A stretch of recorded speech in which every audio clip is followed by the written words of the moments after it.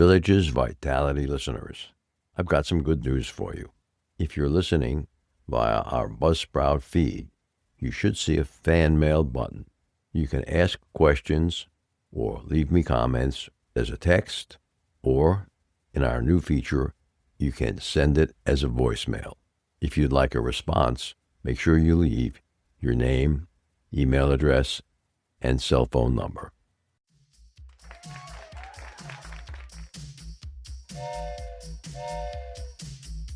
Welcome to Season 8 of Villages Vitality Life, Seniors Life Unscripted.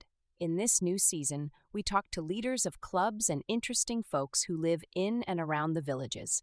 We also talk to people who have information vital to seniors. You will get perspectives of what is happening in and around the villages, Florida. In addition, in this new season, we will add more information for all seniors.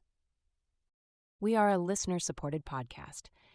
This is Mike Roth on Villages Vitality, Senior Life Unscripted. Today, I'm here with Dr. Adeel. Thanks for joining me, Dr. Khan. Thanks so much for having me. It's a pleasure to be here, Mike.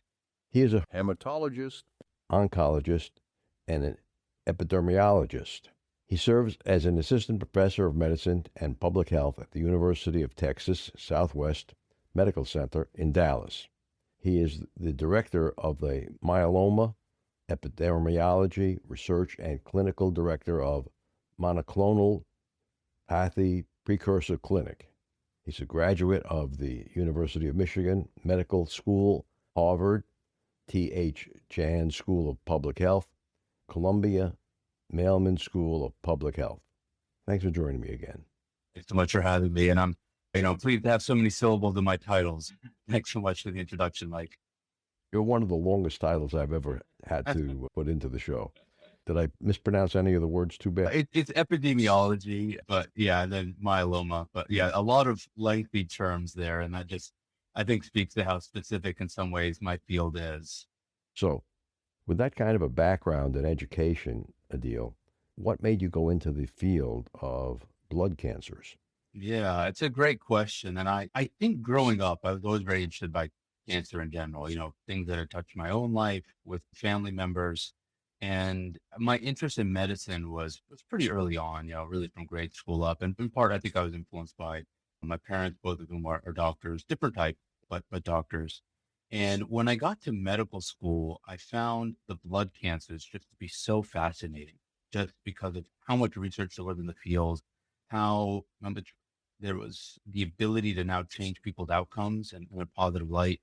And so while people going through the medical journey often change their minds a lot of times, from my second year of medical school, I said I wanted to do blood cancers and I never looked back. And so that is something I've stuck with, and I'm very happy to be in the field now and to make my humble contributions.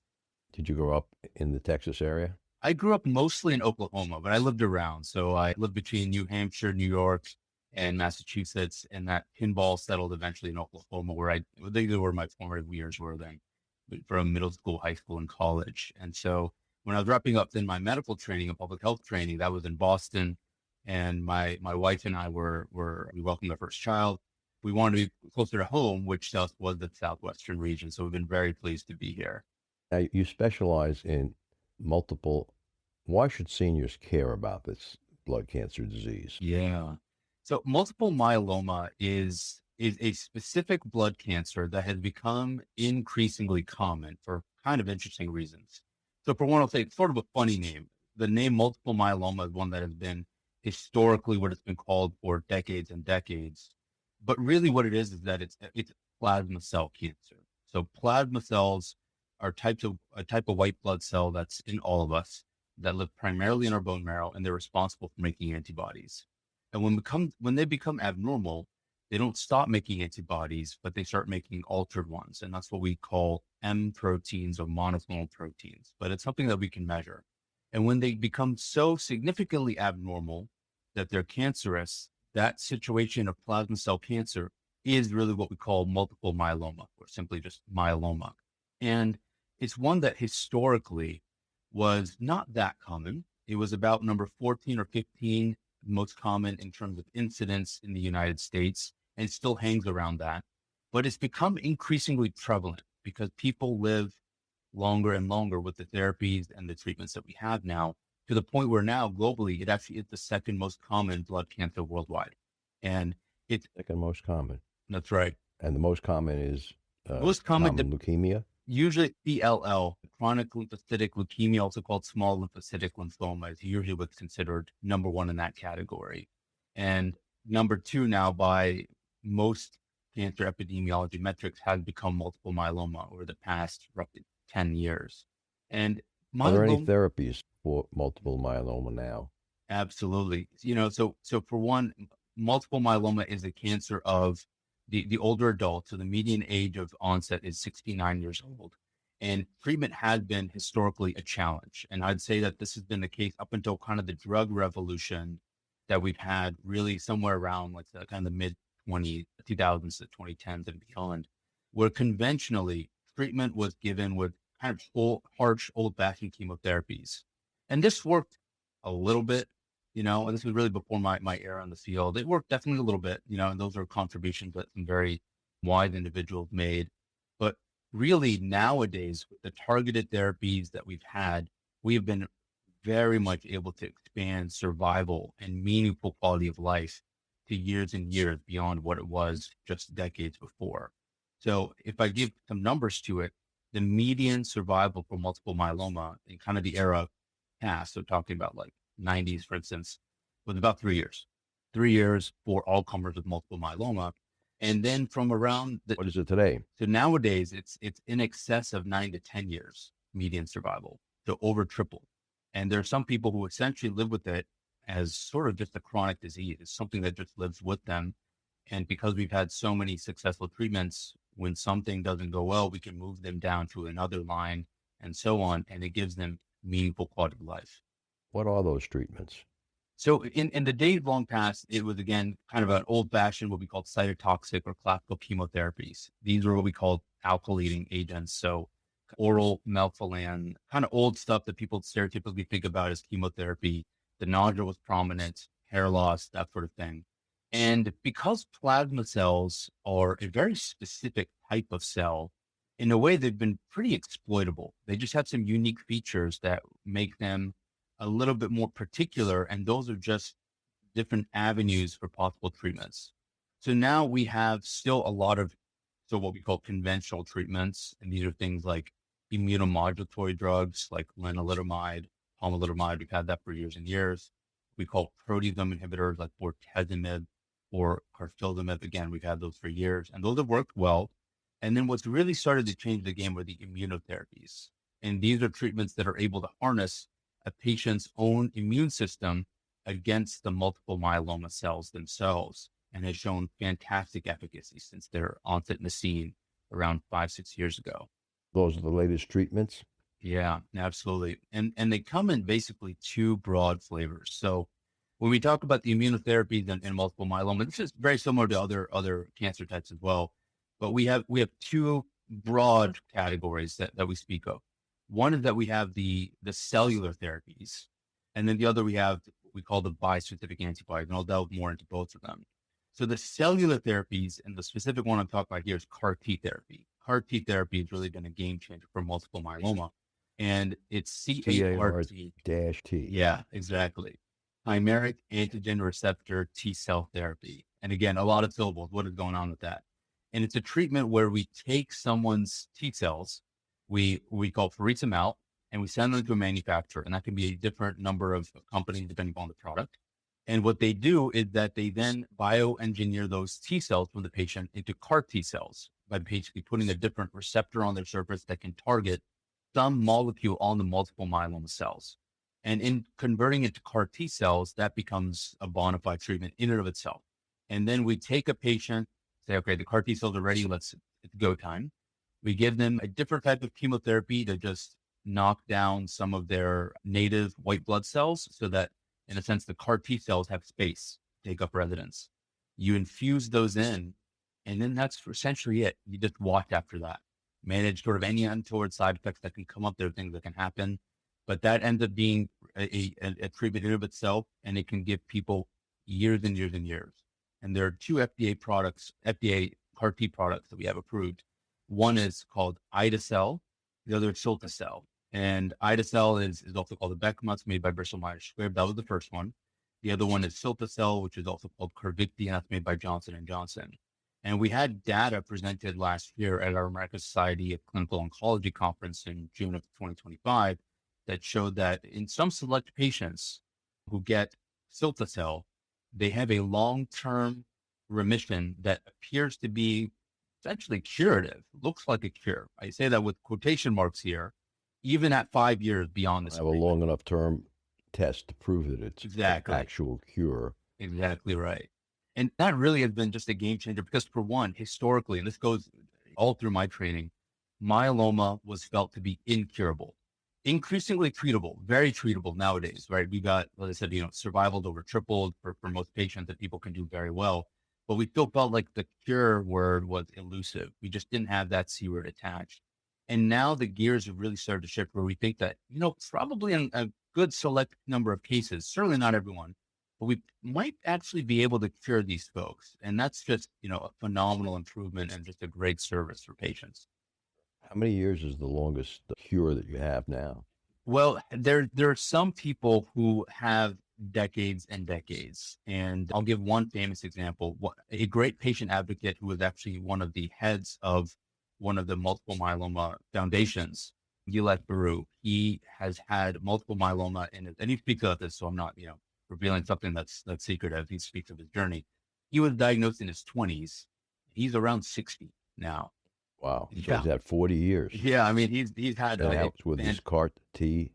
he's had a number of treatments, all through that time. He's kind of been through different eras of therapy, but it speaks to what success can be. Now that is atypical.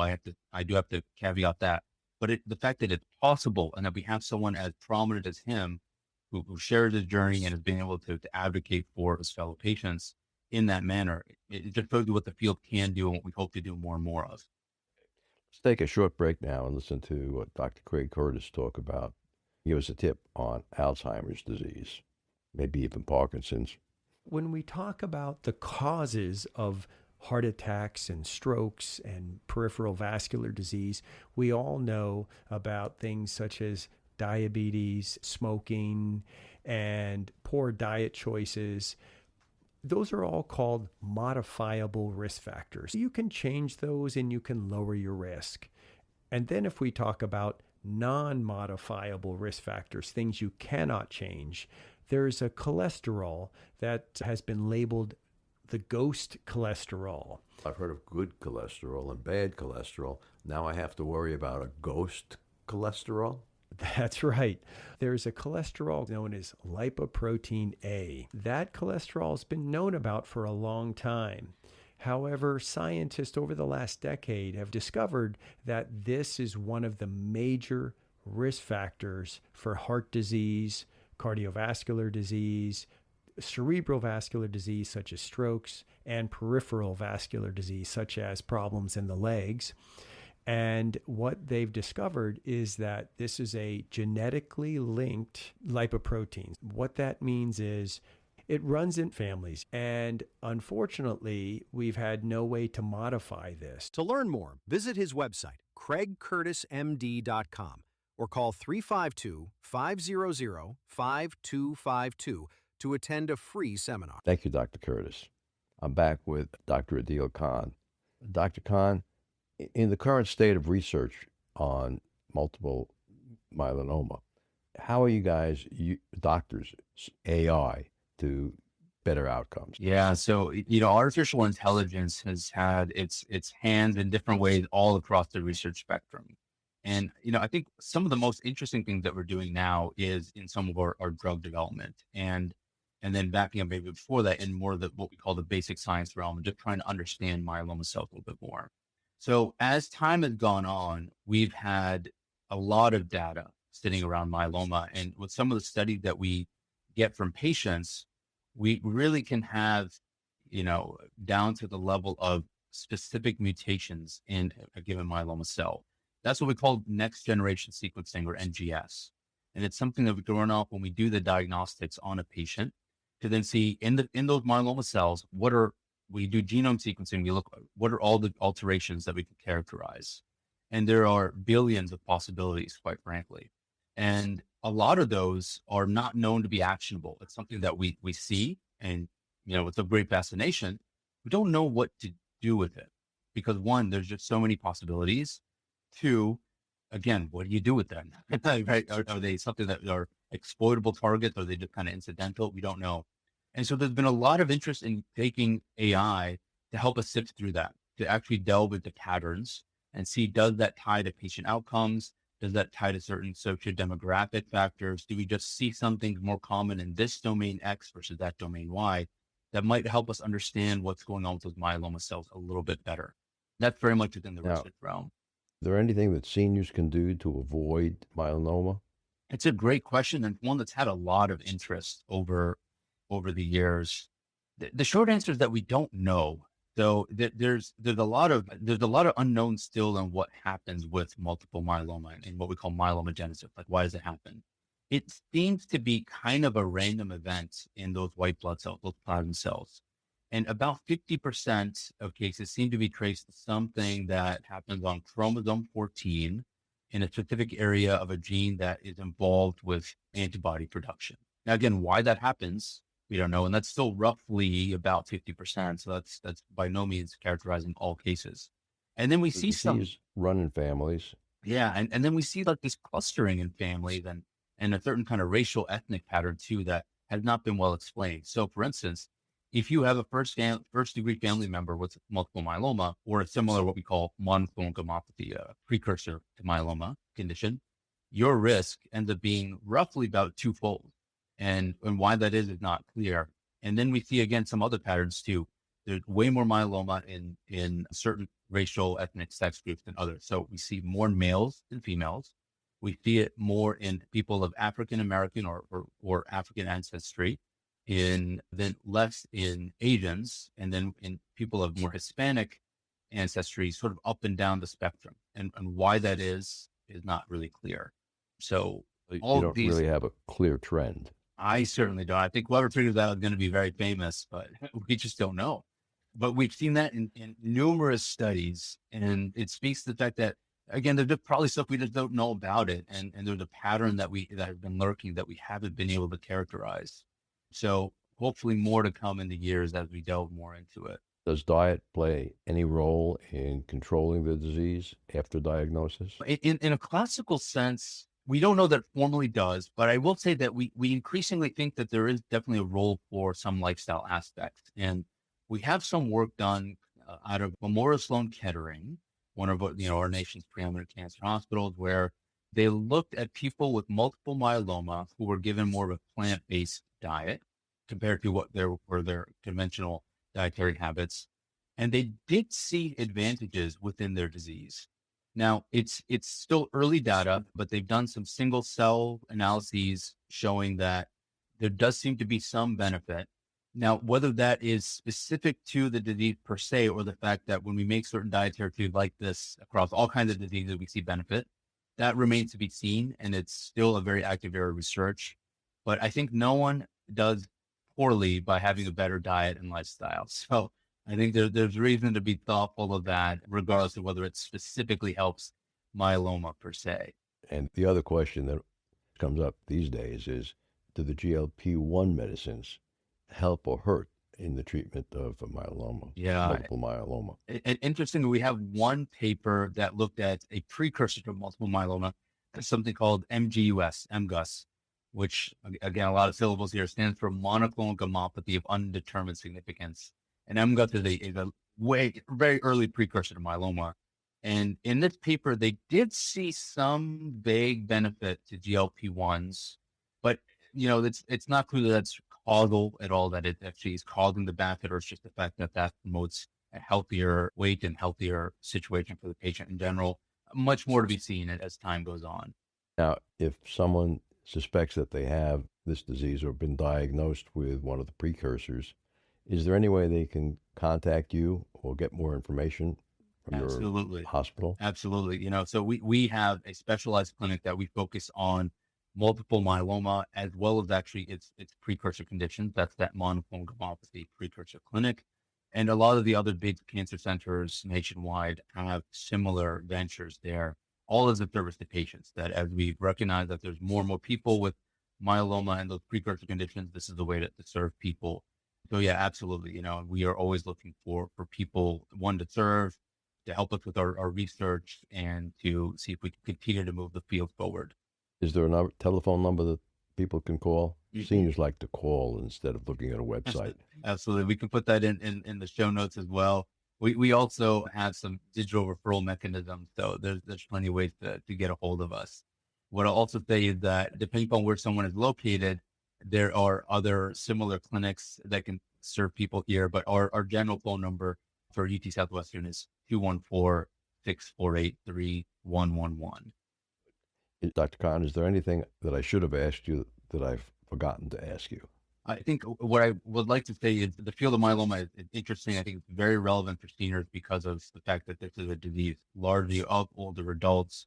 Great strides and improvements, including just so much more in the pipeline. That would be a whole other podcast. So in our pursuit of trying to attack this disease, it's really been a pleasure of mine to be able to serve people in the field, to move it forward. And I think the next few years, we're going to see even more advancements as we have so many more of these immunotherapies and targeted therapies coming down the pipeline. I want to thank you for being with us today, Dr. Khan.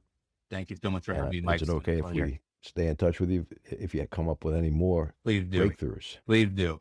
Good. Thanks.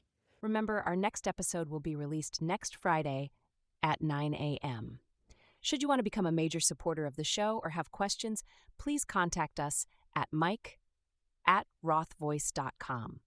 This is a shout out for supporters Tweet Coleman, Ed Williams, Duane Romick, Paul Sorgan, and Dr. Craig Curtis at K2 in the Villages. We will be hearing more from Dr. Curtis with short Alzheimer's tips each week. If you know someone who should be on the show, contact us at mike@rothvoice.com. The way our show grows is with your help. Text your friends about this show if you enjoyed listening. Use the fan mail button on our homepage, villagesvitality.life, to leave comments. Be sure to include your name, email, and phone number. We thank everyone for listening. The content of the show is copyrighted by Roth Voice 2026, all rights reserved.